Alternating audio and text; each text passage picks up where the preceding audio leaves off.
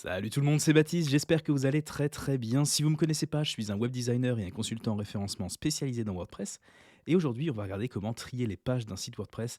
C'est vraiment une vidéo qui va être faite pour les débutants.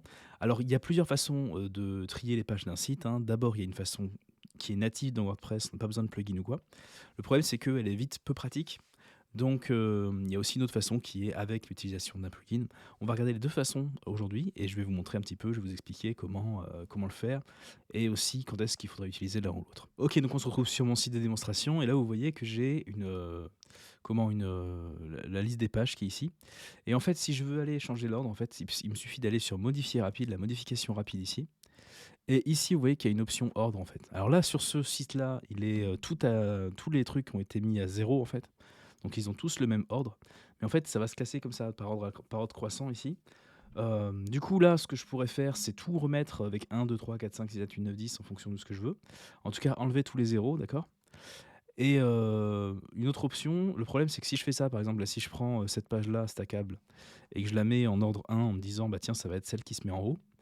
Le problème, c'est que si j'actualise ça, bah pas du tout. À la place, elle s'est mise en bas ici.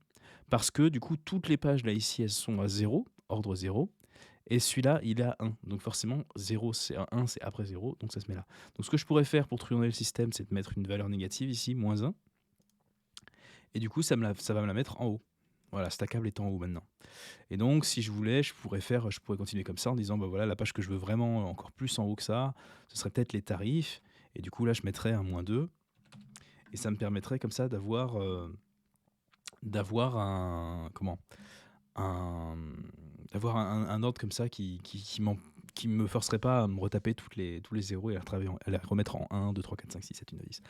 Donc c'est un petit peu ouais, une astuce pour ça. Maintenant, bon, le problème c'est que, imaginons qu'on ait fait ça, voilà, -2, -3. Si je change ensuite, bah, le -1 et que je me dis: «Bah, voilà, j'aimerais que celui-là, ça devienne le -2», eh bien, alors on va faire un exemple. On va faire, si par exemple celui-là, je le mets à -3 et celui-là, je le mets à -4. Du coup, ça va me faire, si j'actualise la page, ça va me faire un ordre qui ressemble à ça. Mais le problème, c'est que si maintenant je veux que le stackable ici, ce soit lui le -4, donc je vais faire modification rapide, -4, et bien derrière, ce qui va se passer, c'est que il est pas, ça a pas remplacé cette page est top, elle est toujours à -4 elle aussi. Donc ça va pas vraiment, remplacer l'ordre, ça va pas recalculer l'ordre automatiquement. Simplement maintenant j'ai 2 pages qui sont dans l'ordre à ordre -4, donc qui ont la même valeur et du coup qui se classent en fonction de leur ordre alphabétique. Donc le C avant le S. Du coup c'est un peu embêtant et bref du coup c'est pas très pratique. Donc qu'est-ce qui se passe dans ces cas-là? Ben, on peut utiliser un plugin. Alors le plugin qu'on va utiliser s'appelle Simple Page Ordering. Pour l'utiliser, on va aller dans Extensions et on va aller dans Ajouter. Et ici, on va donc mettre Simple Page Ordering. C'est un petit plugin qui est super super léger, donc il n'y a pas de souci, vous pouvez l'ajouter à votre site sans que ça fasse de bazar. Donc voilà, c'est celui-là dont on parle, je l'installe, je l'active.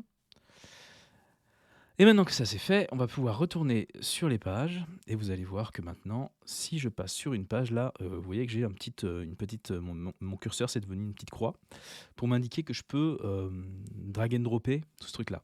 Et donc ce qui se passe c'est que maintenant si je mets tarif et que je le mets là-haut et que j'actualise pour être sûr que ce soit bien actualisé tout ça, si je regarde sur modification rapide, l'ordre a été mis à 1.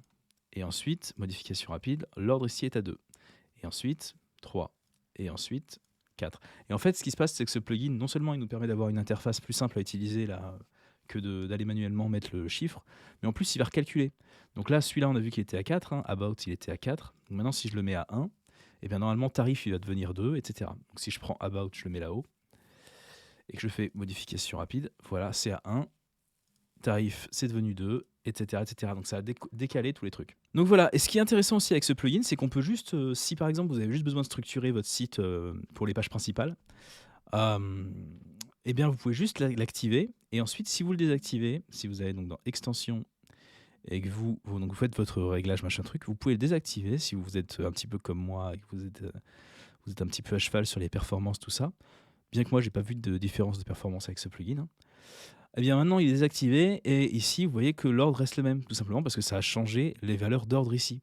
Donc, c'est pas dépendant du plugin, quoi, d'accord? Le plugin, c'est un outil pour faire plus rapidement ce qu'on avait fait avant sans l'outil. Voilà, merci beaucoup d'avoir regardé cette vidéo jusqu'au bout. Si elle vous a plu, laissez un petit pouce, ça aide énormément.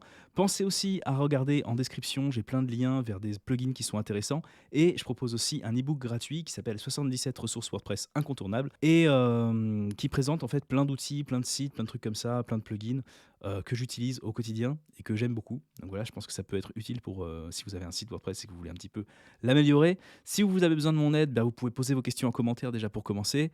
Et puis aussi, bien sûr, vous pouvez passer par mon site pour voir un petit peu ce que je propose. En tout cas, je vous souhaite beaucoup de succès avec votre site WordPress et je vous dis à bientôt. Bye bye. Ciao.